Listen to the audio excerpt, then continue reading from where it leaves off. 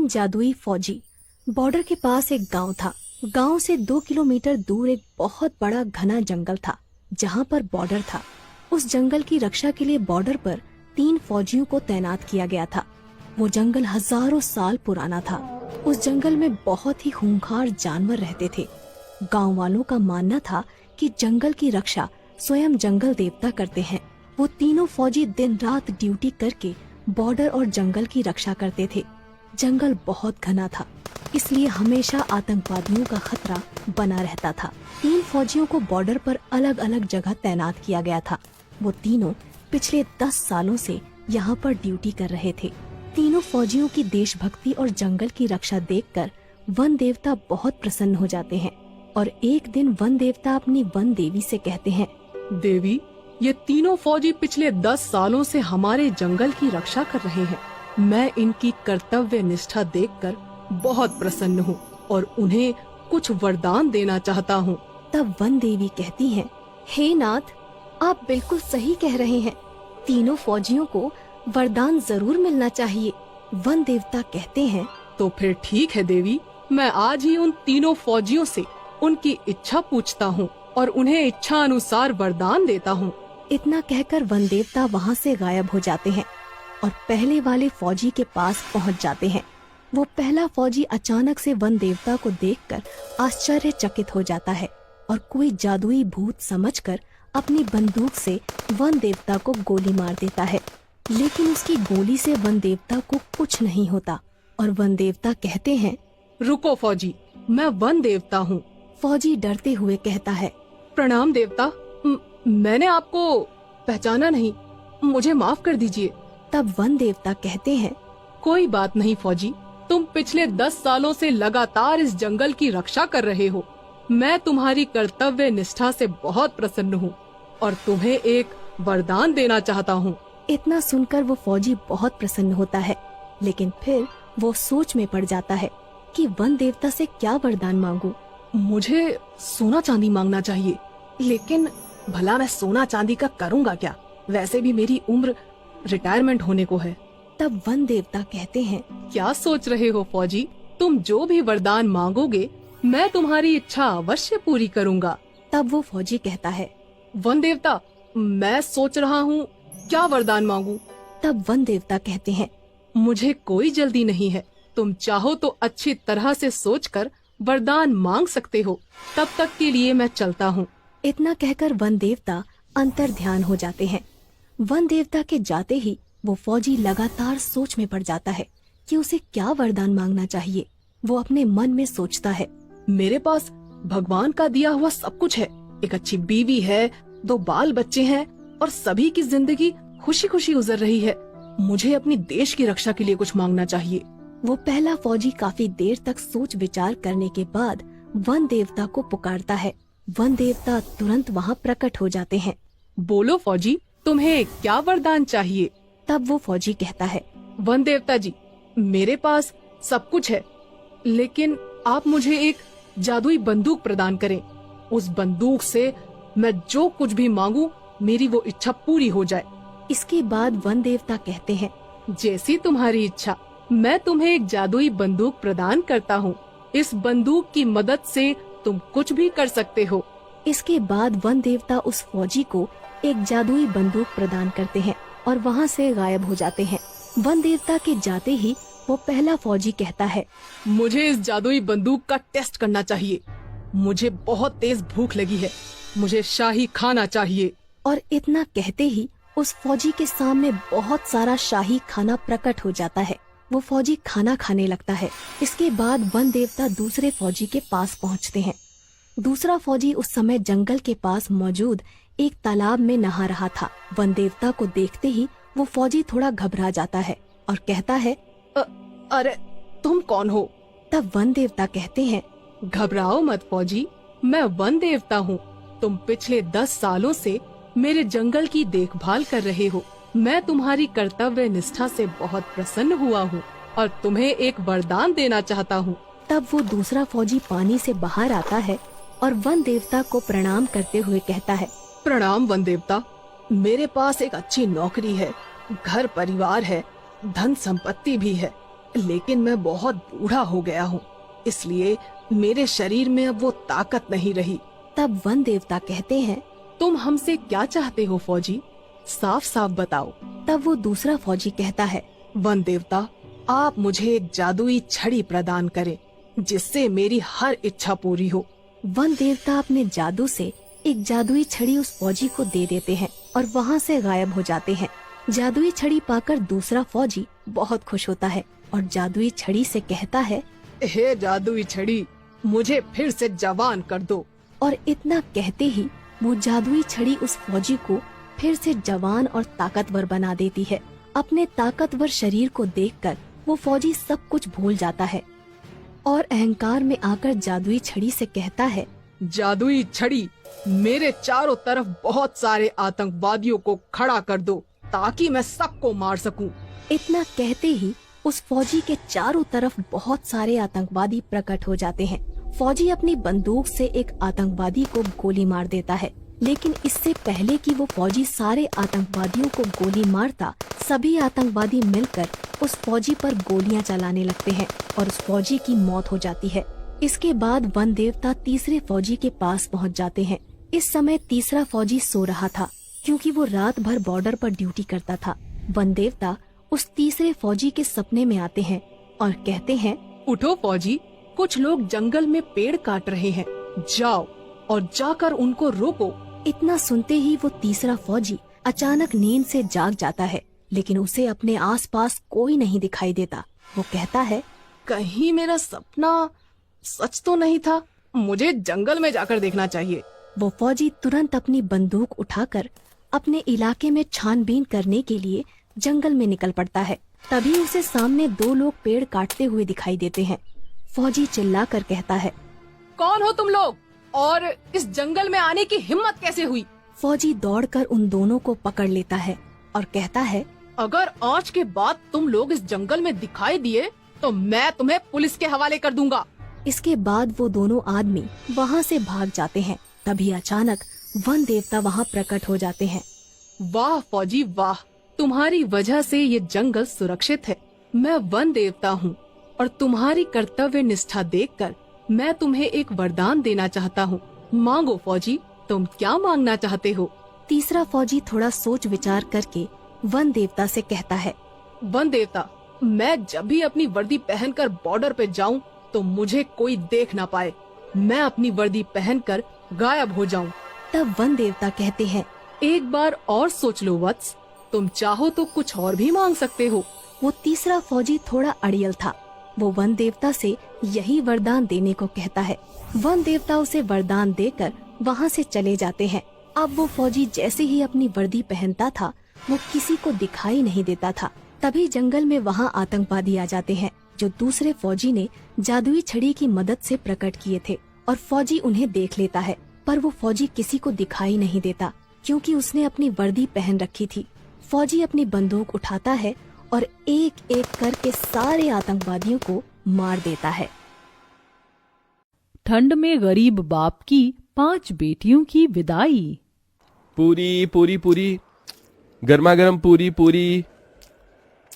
जैसे ही आदमी पूरी से भरा परात लिए लाइन में आगे बढ़ता है, तभी ठंड से ठिठुरता गरीब शंकर अपनी पत्तल बढ़ाकर कहता है, अरे भाई, थोड़ी सब्जी और 2 पूरी डालना। जैसे वो आदमी पूरी देने लगता है, तभी पगड़ी पहने अमीर लालचंद वहां आकर उसे रोकते हुए कहता है, अरे ओ बिरजू, कोई जरूरत नहीं है इसको और पूरी देने की। क्यों रे शंकर, शर्म लाज सब धोकर पी गया है क्या? हाँ, तू घर में 5-5 जवान बेटियों को बिठाए रखा है और यहाँ दूसरे की बेटी की बारात में फ्री फंड का भोज खा रहा है। अरे तेरी सबसे बड़ी बेटी सुधा की जोड़ी की लड़कियां ब्याह करके कब की ससुराल चली गईं और बच्चों की मां बन गईं। तू कब ब्याहेगा अपनी बेटियां? अगर उनको ब्याहना तेरे बस में नहीं था तो 5-5 बेटियों को पैदा ही क्यों किया? मेरे माथे की पगड़ी देख रहा है, बड़े भाग से यह मौका मिलता है एक बाप को बेटी के ब्याह में पगड़ी पहनने का, समझा?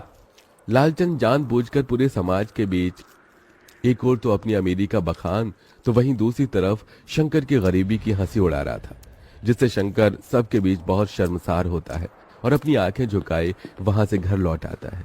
जहां एक टूटे फूटे माटी के घर में उसकी बूढ़ी पत्नी जानकी और पांचों बेटी सुधा, गहना, कविता, चंदा, राधा उस ठंड में भी एक दिए और जूते के लेस बना रही थी। माँ, मेरा हाथ। तू ठीक तो है राधा? दिखा मुझे अपना हाथ। हे भगवान, तेरा तो हाथ जल गया। कहा था तुझे कि लेस का माल तू ना बना, तुझे दिए पर संभाल कर हाथ चलाना था। पहले ही अपने घर के दुख भरी परिस्थितियों को बाहर से ही देखकर शंकर अपनी आंखों से आंसू पोंछकर मुस्कुराते हुए अंदर आता है। अरे क्या कर रही हैं बाबा की पांचों बेटियां? अरे बाबा, आप आ गए। हे भगवान, आप तो ठंड से कांप रही हैं। मैं आपके लिए आग जला देती हूँ। कितनी बार कहा है आपको कि एक स्वेटर अपने लिए खरीद लीजिए। बाहर कितनी ठंड गिर रही है और आपका बुढ़ापे का भी शरीर है। तभी दुखमन से शंकर ने कहा, चिंता मत कर मेरी लाडो, तुम पांचों को ब्याहने से पहले नहीं मरूंगा। जब तक तुम पांचों की विदाई नहीं हो जाती, मेरे प्राणों को भी कहाँ मुक्ति मिलेगी। एक बार तुम पांचों की विदाई कर दूं, फिर चाहे मेरी मिट्टी उठ जाए। ये सुनकर गरीब शंकर की पांचों बेटियों की आंखों आंसुओं से भर जाती हैं। भगवान के लिए फिर कभी अपने मुंह से ऐसी बात मत निकालना बाबूजी। आपके सिवा माँ और हम पांचों का इस दुनिया में है ही कौन। तभी जानकी खाना परोसती है और शंकर अपने हाथों से अपनी पांचों बेटियों को खिलाता है। शंकर के पास धन दौलत नहीं थी, मगर वो दिलदार आदमी था। शंकर को हमेशा अपनी पांचों बेटियों की शादी और उनकी विदाई की ही चिंता लगी रहती, क्योंकि कोई भी उसे रिश्ता नहीं जोड़ना चाहता था। और कई दफा रिश्ते वाले देखने भी आते तो उसका गरीब घर द्वार देखकर चौखट से ही लौट जाते। ऐसे ही दिन बीतते हैं और शंकर का दूर का रिश्तेदार उसे एक रिश्ता बताता है। जानकी, कल सुधा चंदा को लड़के वाले देखने आ रहे हैं, उन्हें तैयार कर देना। मेरे एक मित्र हैं, उन्होंने ही ये रिश्ता बताया है। ईश्वर करे कि बात बन जाए तो इन दोनों के हाथ जल्दी पीले कर दूंगा। धीरे धीरे करके ही तो अपनी बेटियों का भार उतार पाऊंगा। अगले दिन रमा देवी शंकर की बेटियों को देखने आती है। आइए आइए बहन जी, आपका ही इंतजार था, यहाँ बैठिए। अरे जानकी बिटिया, उसको ले आना। सुधा और चंदा एक बड़ी ही पुरानी सी बनारसी साड़ी में सादगी के साथ आती है और चाय नाश्ता परोसती है। तभी रमा देवी कहती है, देखो भाई साहब, बेटियां तो मुझे आपकी दोनों ही पसंद है, मगर दहेज भी लगेगा। मेरा एक बेटा बैंक में भले ही चपरासी है, मगर सरकारी है, और दूसरा बेटा सरकारी नौकरी की तैयारी कर रहा है। दोनों का ज्यादा नहीं तो 10 लाख दे दीजिए। दहेज की बड़ी रकम सुनकर गरीब शंकर चिंता में आ जाता है। माफ कीजिएगा बहन जी, मैं इतना तो नहीं दे पाऊंगा। एक बेटी होती तो जोड़ जाड़ कर कहीं से भी पैसे भी दे देता, मगर मेरी 2 बेटियों के बाद 3 बेटी और हैं ब्याहने को। मगर ये इस गरीब पिता की जुबान है, मुझसे जितना बन पड़ेगा मैं दूंगा। मैं दोनों के लिए 5 लाख तक दहेज दे दूंगा, और फिर बारात का खर्चा भी तो देखना है। रमा रिश्ता पक्का कर देती है। उसके जाने के बाद चिंता से भरी जानकी ने कहा, अजी 5 लाख रुपए कहाँ से ला कर देंगे, आप कुछ सोचा है? अरे खेत बेच दूंगा जानकी, 4-5 लाख रुपए तो मिल जाएंगे। कम से कम मेरी 2 बेटियों की विदाई तो हो जाएगी। लेकिन बाबा, खेत बेच दोगे तो खेती कहाँ करोगे? मजदूरी कर लूंगा। वैसे भी गरीब लोग लेबर माटी में लगे हुए हैं। बस तुम पांचों अपने घर द्वार चली जाओ। बेटी की विदाई के लिए मजबूर होकर शंकर अपना खेत बेच देता है, जिसके बदले उसे केवल 2 लाख ही मिलते हैं।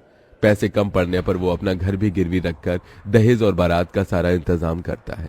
रमा बारात लेके आती तो है। सभी बाराती ठंड के गर्म कोट, जैकेट, स्वेटर पहने आते हैं, तो वहीं गरीब शंकर धोती और पतले पुराने से कुर्ते, जो कि जगह जगह से फटा होता है, उसमें ठिठुरता हुआ हाथ जोड़े बारातियों का स्वागत करता है। मगर एकदम से रमा की शर्त पलट जाती है। अरे रमा जी, आपने मुझे वचन दिया था, आप ऐसे कैसे बात से मुकर रही हैं? देखो भाई, 10 लाख रुपए से दहेज का 1 पैसा कम नहीं लगेगा। अगर तुम दे सकते हो तो कहो, नहीं तो बारात वापस लेकर जाते हैं। शंकर डबडबाई आंखों से मंडप में दुल्हन बनी बैठी अपनी बेटी को देखकर अपनी पगड़ी उतारकर रमा के पैरों में रख देता है। मैंने अपनी इज्जत आपके पैरों में रख दी है, दया कीजिए। अगर ये शादी नहीं हुई तो लोग मुझे और मेरी बेटियों को जीने नहीं देंगे। रमा पगड़ी को पैर मारकर चली जाती है, तो वहीं समाज भी शंकर पर थू थू करने लगता है। तो वहीं कुछ दिन बाद कर्जदार भी उसका घर तक छीन लेते हैं और अब शंकर अपनी पत्नी और 5 बेटियों के साथ ठंड में सड़कों पर भटकने लगता है और सब एक कचरेदान के पास आकर पाइपलाइन में रहने लगते हैं। अगले दिन शंकर ठंड में भी काम ढूंढने निकल पड़ता है। बाबूजी, आप कहाँ जा रहे हैं? काम ढूंढने जा रहा हूँ। मगर बाबा, बाहर इतनी ठंड गिर रही है। अगर ठंड देखूंगा तो जीवन भर भी इस गरीबी में तुम 5 की विदाई नहीं कर सकूंगा। पिताजी, अब हम 5 भी आपके साथ मेहनत करेंगे। जब इस भयंकर ठंड में बूढ़े होकर आप काम करेंगे तो हम जवान होकर क्यों नहीं? थोड़ी दूर जाने के बाद शंकर को सड़क बनाने में काम मिलता है जहां मजदूरों की जरूरत होती है। अब शंकर और उसकी बेटी कड़कड़ाती ठंड में मेहनत करने लगती है। तभी एक दिन ठंड से सड़क पर बहुत कुहासा छाया होता है जिससे एक महंगी गाड़ी आगे आकर खंबे से टकरा जाती है। 5 बहनें आकर गाड़ी में से एक औरत को निकालती हैं। दीदी, इन माजी के सर से तो खून बह रहा है, इन्हें पट्टी बांधनी होगी। चंदा, चल इन्हें घर ले चलते हैं। शंकर का परिवार अंजना की बहुत देखभाल करता है। वहीं बातों बातों में शंकर अपना दुख उससे बांटता है और फिर भाई साहब, भगवान ने आपकी 5 बेटियों को मेरे बेटों के लिए ही बनाया है। मैं इन्हें अपने घर की बहू बनाना चाहती हूँ। ये सुनकर शंकर की आंखों से खुशी के आंसू छलक पड़े। बहन जी, मैंने कभी सपने में भी नहीं सोचा था कि मेरी 5 बेटियों का रिश्ता इतने बड़े घर द्वार में लगेगा। बहुत ही ऊंचा भाग्य है तुम्हारा मेरी बच्चियों, जो अंजना जी ने तुम 5 को पसंद किया है। मगर मुझ गरीब के पास देने को दहेज नहीं बहन जी। मेरी 5 बेटियां ही मेरे जीवन भर की पूंजी हैं। भाई साहब, आप बस अपनी बेटियों को एक जोड़े में विदा कर दीजिए। मुझे और कुछ नहीं चाहिए। थोड़े ही दिन बाद शंकर अपनी बेटियों की विदाई की तैयारी में लग जाता है। वो कड़ाके की ठंड में कांपता ठिठुरता कचरेदान को साफ करके वहां मड़वा बनाता है और खाने पीने शुद्ध बोध बिसार कर खुद को मेहनत में झोंक देता है और 2 पैसे ज्यादा कमाने के लिए गीली रेत बालू उठाकर मिले पैसे से 5 की शादी का जोड़ा खरीद कर लाता है। शादी का दिन आ जाता है। बड़े धूमधाम से अंजना बारात लेकर आती है। आंखों में आंसू भरकर शंकर कहता है, देखो जानकी, हमारी 5 बेटियों की बारात आई है। आज उनकी विदाई है। आपने अपने पिता होने का फर्ज पूरा किया जी। इसके बाद जानकी और शंकर उन 5 का कन्यादान कर देते हैं और विदाई का पल आ जाता है। तभी ये लो मेरी बच्चियों, ये चावल पीछे को फेंक कर आगे बढ़ो। एक एक पैर बढ़ाती हुई 5 चावल पीछे जानकी की झोली में गिराती हैं और फिर अपने पिता के गले लगकर फूट फूट कर रोती हैं। बाबूजी, आपने हम 5 की विदाई के लिए बड़ा तप किया है। देखिए, आज हम विदा हो रही हैं। अपना ख्याल रखिएगा। तुम भी अपना ध्यान रखना मेरी बच्चियों, सदा खुश रहना। इसी के साथ गरीब शंकर अपनी 5 बेटियों को विदा कर देता है। चॉकलेट के गोलगप्पे वाला भूत। मध्य प्रदेश से कुछ दूर एक छोटा सा खूबसूरत पालमपुर गांव था।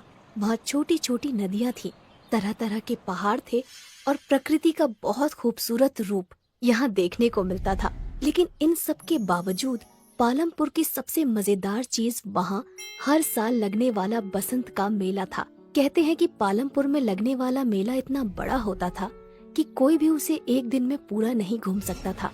उस मेले में गांव वाले तरह तरह के खिलौने, कई तरह की मिठाइयाँ, न जाने कितने किस्म के खेल और अलग अलग तरह की खाने पीने वाली चीजों का ठेला लगाते थे। और इन ठेलों में से एक सबसे मशहूर ठेला था सुरेश चाट भंडार। 4 पहियों की इस ठेले पर सुरेश चाट पापड़ी, टिक्की और गोलगप्पे बेचता था। लेकिन बाकी सभी चीजों से ज्यादा लोगों को सुरेश के गोलगप्पे पसंद थे। मेले में हर रोज सुरेश ठेला भर कर गोलगप्पे लेकर जाता था, लेकिन शाम होने से पहले ही उसके सारे गोलगप्पे बिक जाते थे। काफी बड़े बड़े लोग सुरेश को हराने की कोशिश कर चुके थे, लेकिन कोई भी उसे हरा ना सका, क्योंकि उसके गोलगप्पों की बात ही अलग थी। सुरेश के साथ उसका एक 12 साल का बेटा माधव और एक 16 साल का लड़का रोनित रहता था। रोनित सुरेश का बेटा नहीं था, पर पिछले साल एक दुर्घटना में अपनी बीवी को खो देने के बाद सुरेश ने अपना हाथ बटाने के लिए रोनित को साथ रख लिया था। रोनित अनाथ था। मेले में सिर्फ एक दिन बाकी रह गया था। सुरेश और रोनित दोनों तैयारियों में लगे हुए थे। सुरेश जल्दी जल्दी गोलगप्पे तल रहा था। तभी उसकी नजर माधव पर जाती है, जो बने हुए गोलगप्पों के साथ कुछ कर रहा होता है। माधव बड़ा ही चंचल होता है। वो गोलगप्पों में कभी कुछ मिला देता तो कभी कुछ।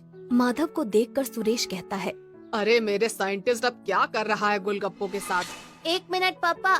माधव ने गोलगप्पों में थोड़ी सी हल्दी, मिर्च और धनिया डाली, फिर उस पर दही डालकर कहने लगा, ये लो, ये बन गए चटपटे दही वाले गोलगप्पे। जब तू गोलगप्पे बेचेगा ना, तब ये सब नुस्खे अपनाना। अरे माधव, पढ़ लिख कर गोलगप्पे क्यों बेचेगा? क्यों, क्या खराबी है? काम इंसान को छोटा बड़ा नहीं बनाता, बल्कि इंसान काम को छोटा बड़ा बनाता है। अच्छा, मतलब ये गोलगप्पों में मिर्च धनिया भरकर बड़ा इंसान बन जाएगा? क्या पता बन जाए। तुम्हें पता है, माधव जिस उम्र में है, उस उम्र में एक इंसान का दिमाग सबसे ज्यादा तेज होता है। वो ये सब बातें कर ही रहे होते हैं कि तभी माधव चिल्लाता है, ये देखिए पिताजी, मिट्टी के गोलगप्पे। ये देखकर रौनित हंसने लगता है और कहता है, अगर गोलगप्पे में मिट्टी मिला देना दिमाग है, तो अच्छा है मेरे में कम दिमाग है। अच्छा चुप रहो, वो हरी वाली पोटली लाकर इस पानी में मिला दो। मैं बाहर काम से जा रहा हूँ, आते हुए रात को देर हो जाएगी। ये कहकर सुरेश वहाँ से चला जाता है और रौनित पोटली के पास चला जाता है। वहाँ 2 रंग की पोटलियाँ होती हैं, एक लाल और एक हरी। रौनित गलती से हरी की जगह लाल वाली पोटली उसमें मिला देता है। तभी उसे बाहर से कुछ आवाज आती है और रौनित बिना पानी को देखे ही बाहर चला जाता है। उसने ध्यान ही नहीं दिया कि पानी का रंग हरे की जगह काला हो गया था। रात को जब सुरेश घर वापस आता है तो देखता है कि माधव अपने बिस्तर पर सो रहा होता है, पर रौनित घर में कहीं नहीं होता। सुरेश को लगता है कि वो काम खत्म करके अपने दोस्तों के साथ खेलने चला गया होगा। रात को सोने से पहले वो निश्चय करता है कि कल की तैयारी का सारा सामान देखकर सो जाएगा। वो चाट पापड़ी देखता है जो कि बिल्कुल ठीक होती है। गोलगप्पे भी अच्छे ही दिख रहे होते हैं। फिर वो पानी के ड्रम से ढक्कन हटाता है और देखता है कि पानी भी देखने में बिल्कुल ठीक लग रहा है। उसका रंग भी आम तौर की तरह हरा ही है। सुरेश चैन की सांस लेता है और सो जाता है। अगले दिन सुबह सुबह सुरेश मेले में अपना ठेला लेकर पहुंच जाता है। सुरेश काफी थका हुआ था क्योंकि रौनित अभी तक वापस नहीं आया था, इसलिए उसे अकेले ही सारा सामान ठेले पर लाद कर मेले में आना पड़ा। वो रौनित से गुस्सा भी था और उसे उसकी फिक्र भी हो रही थी। मेले में खड़ा सुरेश रौनित के बारे में सोच ही रहा था कि उसको एक आवाज आती है, भैया गोलगप्पे दो ना। जी देता हूँ। भैया जैसे पिछली बार खिलाए थे ना, तीखे वाले, वैसे ही देना। सुरेश ने उन्हें गोलगप्पे खिलाए। गोलगप्पे मुंह में रखते ही लड़की ने वापस बाहर निकाल दिया और कहा, ये क्या वाहियात गोलगप्पे हैं। सुरेश चौंक गया। लड़की ये कहकर वहाँ से चली गई और सुरेश ने एक गोलगप्पे में पानी भरकर अपने मुंह में रखा। उसने फौरन उसे बाहर निकाल दिया क्योंकि गोलगप्पे का स्वाद सचमुच बहुत खराब था। जल्द ही ये खबर पूरे मेले में फैल गई और कोई भी सुरेश से गोलगप्पे लेने नहीं आया। शाम तक एक भी गोलगप्पा नहीं बिका और परेशान होकर सुरेश वापस जाने लगा। वो अपना ठेला खींचता है और वापस जा रहा था कि उसने देखा कि मेले में एक नई दुकान लगी है जहाँ काफी भीड़ है। उसने पास जाकर देखा तो एक नई कंपनी गोलगप्पे बेच रही थी और लोगों की भीड़ वो गोलगप्पे खा रही थी।